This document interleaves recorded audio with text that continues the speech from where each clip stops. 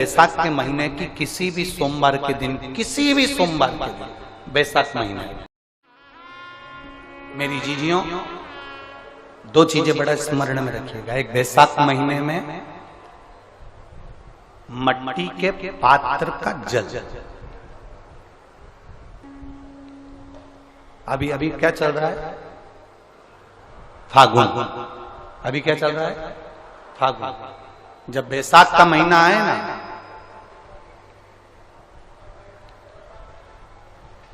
जितने यहां बैठे और जितने आस्था चैनल पर सुन रहे और जितने फेसबुक यूट्यूब पर कथा श्रवण कर रहे हैं, जितने मोबाइलों पर देख रहे हैं, प्रयास करना, बैसाख के महीने में मिट्टी के पात्र में जो रात्रि भर जल रखा हो, मिट्टी के पात्र में, अगर आपके पास में घड़ा हो, हंडा हो, नी हो, तो दिया हो, दीपक हो, कुल्लड़ हो, कोई भी तुम्हारे पास में जो मिट्टी का पात्र, उसमें जल भरना।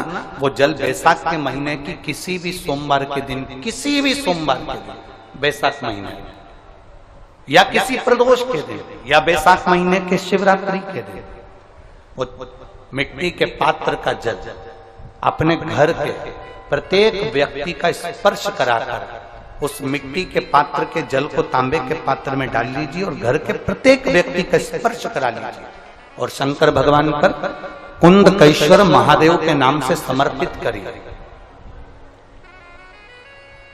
कुंदकेश्वर महादेव,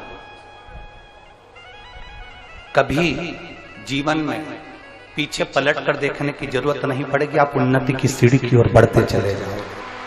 बैसाख महीने में मट्टी के पात्र का जल भगवान शंकर को समर्पित होना चाहिए, उसका सुख हमारे जीवन को एक आनंद फल प्रदान।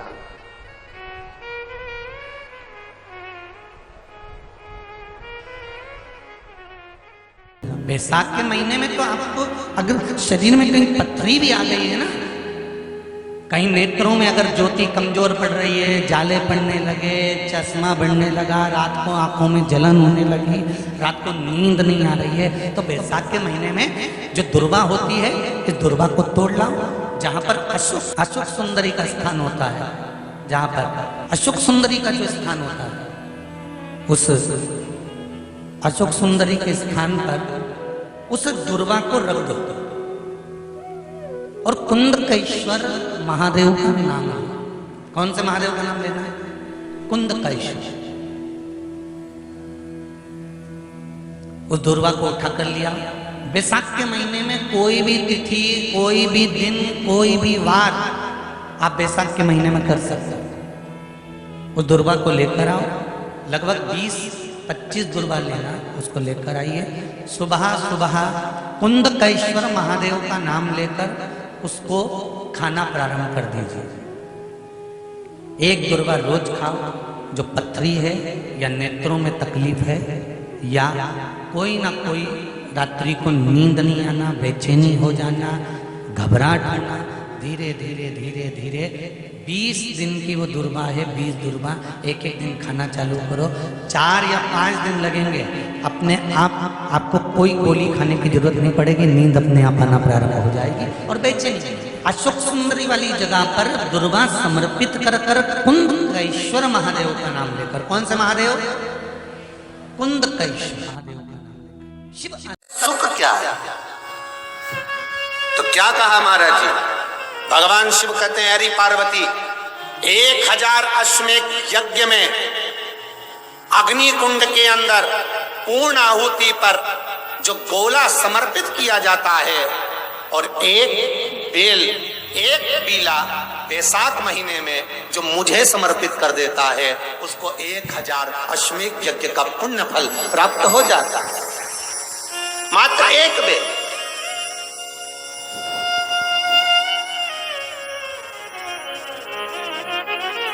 बहुत अच्छे से समझना महाराज, फिर समझ लीजिए। केवल सारे शिवलिंग में एक नर्मदेश्वर महादेव ऐसे होते हैं जिन पर कुछ भी चढ़ाओगे तुम खा सकते हो। भगवान को अगर भोग लगाया तो तुमने खा लिया, भगवान के शिवलिंग को अगर कोई वस्तु टच हो गई तो तुम पा सकते हो। मिठाई हो, चूरमा हो, लड्डू हो, पेड़ा हो, गुलाब जामुन हो, इमरती, भजिया, पकौड़ा, फल फ्रूट जो भी होगा वो पा सकते हो। पर नर्मदेश्वर शिवलिंग को छोड़कर शिव महापुराण के अंतर्गत विद्धेश्वर संहिता में लिखा हुआ है कि बाकी के जितने शिवलिंग होंगे उसको अगर कोई वस्तु टच हो गई तो वो खाने के लायक नहीं रहती, वो सांसारिक मनुष्य नहीं खा सकता। शंकर के मंदिर का प्रसाद संसार का मनुष्य उसको ग्रहण नहीं कर सकता, उसको केवल बैरागी त्यागी जिसने घर छोड़ दिया, परिवार छोड़ दिया, अपने कुटुंब कबीले को छोड़ दिया, केवल वही पा सकता है। ये शिव महापुराण की विद्धेश्वर संहिता कर रही है।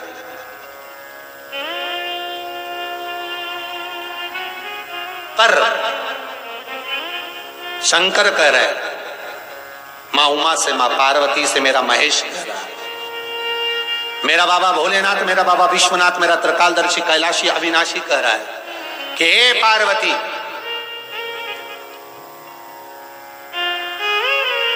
एक बीला, एक बेल जो मुझे समर्पित करता है और समर्पित करने के बाद उस बेल की महत्वता देखिए, जो बैसाख महीने में बाबा शंकर को जो चढ़ाया जाता है और 1000 अश्वमेध यज्ञ का पुण्य फल हम प्राप्त कर लेते हैं मात्र एक फल चढ़ाकर, मात्र एक फल चढ़ाकर।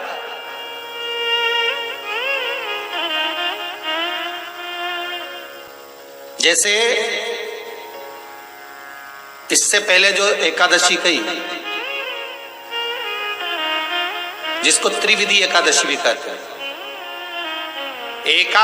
पद्म पुराण में लिखा है और विष्णु पुराण में, एकादशी के दिन द्वादशी भी पड़ जाए, एकादशी के दिन त्रयोदशी भी पड़ जाए, मतलब एकादशी, द्वादशी और त्रयोदशी तीनों तिथियां एक साथ पड़ जाए और उस दिन एकादशी का व्रत जो रख लेता है उसको 1000 एकादशी का पुण्य फल प्राप्त हो जाता।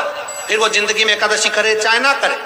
और फिर ध्यान देना, कोई मर रहा है, कोई तड़प रहा है और आपने तो अपने जीवन में एक ही एकादशी करी और वो कौन सी? त्रिविधि।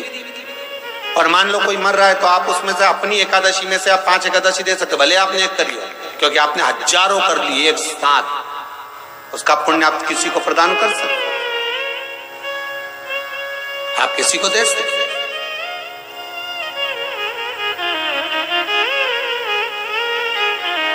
उसी तरह हे पार्वती, संसार का मनुष्य जब मुझे वो बेलपत्र समर्पित कर, वो बेल का फल समर्पित करता है, पार्वती वो फल जो मुझे चढ़ता है, फिर मैं भले नर्मदा के जल से निकला हुआ कंकर शंकर क्यों ना हूं, फिर चाहे मैं गंगा के जल से निकला हुआ कंकर शंकर क्यों ना हूं, चाहे फिर मैं यमुना के जल से निकला हुआ कंकर शंकर क्यों ना हूं, चाहे मैं सरयू के जल से निकला हुआ कंकर शंकर क्यों ना हूं, चाहे मंदाकिनी के जल से निकला हुआ कंकर शंकर क्यों ना हूं, हे पार्वती फिर जो भी शिवलिंग पर वो बेल समर्पित होता है वो बेल उठाकर जीव अपने कार्य में ले सकता है। ये माँ उमा से कह रहा है। तो उस बेल की महत्वता जानेंगे।